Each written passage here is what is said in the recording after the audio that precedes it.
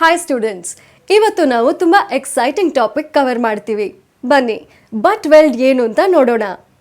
ಈ ಸೆಷನ್ನ ಆಬ್ಜೆಕ್ಟಿವ್ಸ್ ಏನಂದರೆ MS ಶೀಟ್ನ ಪ್ರಿಪೇರ್ ಮಾಡೋದು ಆ್ಯಸ್ ಪರ್ ದ ಡ್ರಾಯಿಂಗ್, ಶೀಟ್ನ ಸೆಟ್ ಮಾಡೋದು as a square butt joint root gap ಜೊತೆ ಮತ್ತು ಟ್ಯಾಕ್ಟ್ ವೆಲ್ಡ್, ಸ್ಕ್ವೇರ್ ಬಟ್ ಜಾಯಿಂಟ್ನ ಫ್ಲ್ಯಾಟ್ ಪೊಸಿಷನ್ ಮೇಲೆ ವೆಲ್ಡ್ ಮಾಡೋದು, ಸರ್ಫೇಸ್ ಡಿಫೆಕ್ಟ್ಸ್ನ ಗುರುತಿಸೋದು ಮತ್ತು ಕ್ಲೀನ್ ಮಾಡೋದು.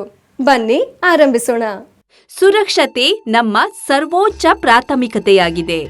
ಹಾಗಾಗಿ ಪೂರ್ತಿ ಪ್ರಕ್ರಿಯೆಯ ಮೂಲಕ ಯಾವಾಗಲೂ ಸುರಕ್ಷಾತ್ಮಕ ಬಟ್ಟೆ ಮತ್ತು ಗ್ಲೇರ್ ಧರಿಸಬೇಕು.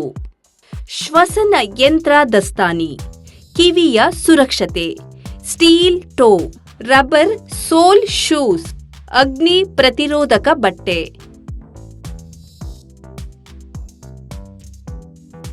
ಹೆಲ್ಮೆಟ್ ಮತ್ತು ಹುಡ್ ಧರಿಸಿ. ನಮ್ಮ ವರ್ಗಗಳನ್ನು ಜೋಡಿಸಲು ಮೊದಲನೇ ಹಂತ ಹಲಗೆಯನ್ನು ಕಟ್ ಮಾಡಬೇಕು.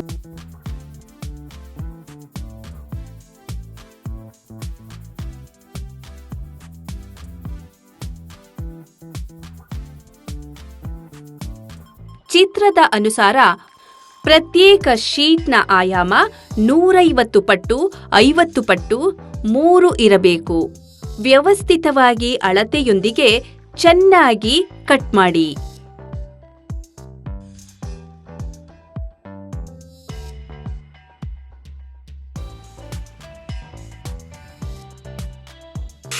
ಒಂದು ಬಾರಿ ಇದನ್ನು ಕಟ್ ಮಾಡಿದ್ರೆ ನಾವು ಇವುಗಳನ್ನು ಚೆನ್ನಾಗಿ ಫಿಟ್ ಮಾಡುವ ಅಗತ್ಯತೆ ಇರುತ್ತೆ.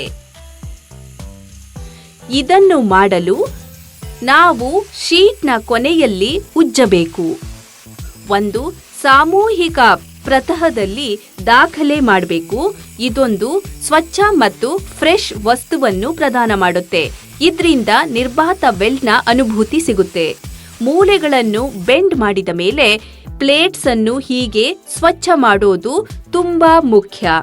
ಇಲ್ಲಿ ನಾವು ಯಾವುದೇ ಅಶುದ್ಧತೆಯನ್ನು ತೆಗೆಯಲು ಕಾರ್ಬನ್ ಸ್ಟೀಲ್ ವೈರ್, ಬ್ರಷ್ ಮತ್ತು ಫೈಲಿಂಗ್ ಅನ್ನು ಉಪಯೋಗಿಸಬೇಕು. ಹೀಗೆ ಕ್ಲೀನ್ ಮಾಡಿದ ಮೇಲೆ ನಮಗೆ ಒಂದು ಒಳ್ಳೆ ವಸ್ತು ಪಡೆಯಲು ಸಹಾಯ ಮಾಡುತ್ತೆ. ಮತ್ತೆ ಇದರಿಂದ ನಮಗೆ ಗಟ್ಟಿಯಾದ ಕಬ್ಬಿಣದ ಪೀಸು ಸಿಗುತ್ತೆ.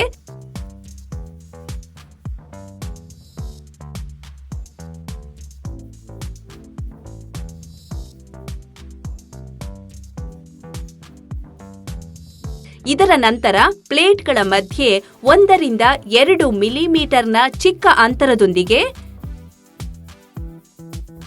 ಪ್ಲೇಟ್ಗಳನ್ನು ಒಂದು ಇನ್ನೊಂದರಂತೆ ಸಮಾನಾಂತರವಾಗಿ ಸೆಟ್ ಮಾಡಿ. ಈ ಸರಿಯಾದ ಸ್ಥಿತಿ ನಂತರ ನಮ್ಮ ವೆಲ್ಡಿಂಗ್ ಪ್ರಕ್ರಿಯೆಗಾಗಿ ಮಹತ್ವಪೂರ್ಣವಾಗತ್ತೆ. ಈಗ ನಮ್ಮ ಸೆಟಪ್ ಪೂರ್ತಿ ಆದ್ಮೇಲೆ ಟೆಕ್ನಿಕ್ನ ವೆಲ್ಡಿಂಗ್ನ ಸಮಯ ಬಂದಿದೆ.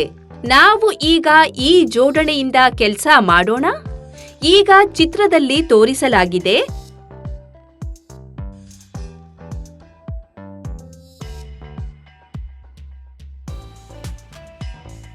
ಈ ಟೆಕ್ನಿಕ್ನ ಬೆಲ್ಟ್ ಪ್ಲೇಟ್ಗಳನ್ನು ತಮ್ಮ ಜಾಗದಲ್ಲಿ ಇಡುತ್ತದೆ. ಇದರಿಂದ ನಾವು ಮುಖ್ಯ ವೆಲ್ಡಿಂಗ್ ಶುರು ಮಾಡುವ ಮೊದಲು ಆತ್ಮವಿಶ್ವಾಸದಿಂದ ಮುಖ್ಯ ವೆಲ್ಡಿಂಗ್ ಪ್ರಕ್ರಿಯೆಯನ್ನು ಮುಂದುವರಿಸಬಹುದು.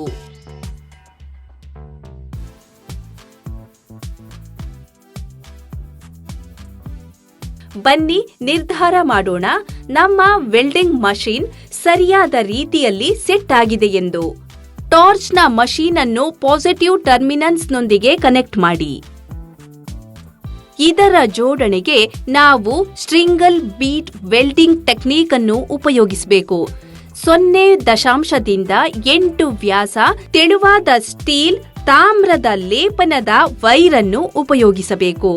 ಗಟ್ಟಿಯಾದ ಒಳ್ಳೆ ವೆಲ್ಡಿಂಗ್ ಆಗಿ ವೆಲ್ಡಿಂಗ್ ಕರೆಯನ್ನು TC ಡೈರೆಕ್ಟ್ ಕರೆಂಟ್ ಎಲೆಕ್ಟ್ರೋಡ್ ಪಾಸಿಟಿವ್ನೊಂದಿಗೆ 9200 MP 3 ರಿಂದ 4 ನಿಮಿಷ ಪ್ರತಿ ನಿಮಿಷದ ವೈರ್ನೊಂದಿಗೆ ಫಿಟ್ ಮಾಡಿ. ಇದರ ಪ್ರಕಾರವಾಗಿ 18 ರಿಂದ 20 ವೋಲ್ಟ್ನ ಆರ್ಕ್ ವೋಲ್ಟೇಜ್ ಮತ್ತು 8ರಿಂದ 10 ಮೀಟರ್ ಪ್ರತಿ ನಿಮಿಷದ ಗ್ಯಾಸ್ ಪ್ರವಾಹ ತಯಾರಾಗುತ್ತೆ. ಸ್ಟ್ರಿಂಗರ್ ಬೀಟ್ ಟೆಕ್ನಿಕ್ ಮತ್ತು ಡ್ರಿಪ್ ಟ್ರಾನ್ಸ್ಫರ್ ಮೋಡ್ನ ಉಪಯೋಗ ಮಾಡಿ ಒಂದು ಒಳ್ಳೆ ಜೋಡಣೆಯನ್ನು ವೆಲ್ಡ್ ಮಾಡಲು ಸ್ಟಿಕ್ ಔಟ್ನ ದೂರ 8ರಿಂದ 10 ಇರಬೇಕು. ನಾವು ವೆಲ್ಡ್ ಮಾಡುವಾಗ ಪ್ಲೇಟ್ನ ಪೂರ್ಣ ಪ್ರವೇಶ ಮತ್ತು ಸಮಾನ ಸನ್ಲೈಟ್ ಬರುವ ಹಾಗೆ ಮಾಡಲು ಒಂದು ಗುಂಡಿ ಮಾಡುವುದರಿಂದ ಗಮನದಲ್ಲಿಡಿ.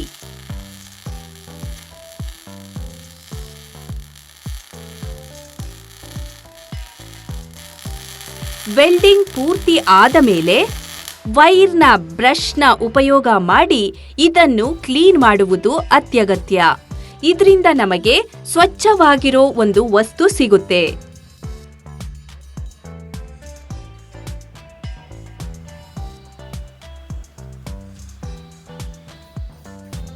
ಬನ್ನಿ, ಯಾವುದೇ ಸ್ವಾಭಾವಿಕ ಸಮಸ್ಯೆ ಅಂದ್ರೆ ಅಂಡರ್ಕಟ್, ಅಸಮಾನ ಮನದ ಘಟನೆ, ಪೇಂಟ್, ವಿದೂಷಣೆಗೆ ವೆಲ್ಡೆಡ್ ಜೋಡಣೆಯ ನಿರೀಕ್ಷಣೆ ಮಾಡಿ ಮತ್ತು ಇದನ್ನು ನಿರ್ಧಾರ ಮಾಡಿ ನಮ್ಮ ಬಳಿ ಒಂದು ಒಳ್ಳೆ ಬೀಟ್ ಪ್ರೊಫೈಲ್ ಇದೆ ಎಂದು. ಟಿಪ್ಪಣಿ: ಟಾರ್ಚ್ನ ನೋಸರ್ ಇದರಿಂದ ಬಂದಾದರೆ ಆಂಟಿ ಸ್ಪೈಡರ್ ಸ್ಪ್ರೇ ಅನ್ನು ಉಪಯೋಗ ಮಾಡಿ. ಮತ್ತೆ ಹೀಗೆ ಮಾಡಲಾಗುವುದಿಲ್ಲ, ವೈರ್ನ ಫೀಡ್ ಅನಿಯಮಿತವಾಗುತ್ತೆ. ಇದರಿಂದ ನಿರ್ಬಾಧವಾದದ್ದು ಉತ್ಪನ್ನವಾಗುತ್ತೆ ಮತ್ತು ಕಾರ್ಬನ್ ಡೈಆಕ್ಸೈಡ್ನ ಪ್ರವಾಹ ಒಂದೇ ಸಮಾನ ಇರೋದಿಲ್ಲ. ಇದರಿಂದ WE ಛಿದ್ರಪೂರ್ಣ ವಾಯುಮಂಡಲದಲ್ಲಿ ಪ್ರದೂಷಣೆಯಾಗುತ್ತೆ.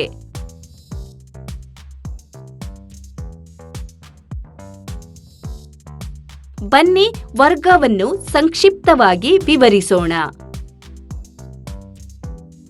ಆದರೆ ಕಟ್ ಗ್ರೈಂಡ್ ಮತ್ತು ಫೈಲ್ ಶೀಟ್ ಅನ್ನು ಒಳ್ಳೆ ಆಳ, ಸ್ವಚ್ಛವಾಗಿರೋ ವಸ್ತುಗಳೊಂದಿಗೆ ಜೋಡಿಸಿ.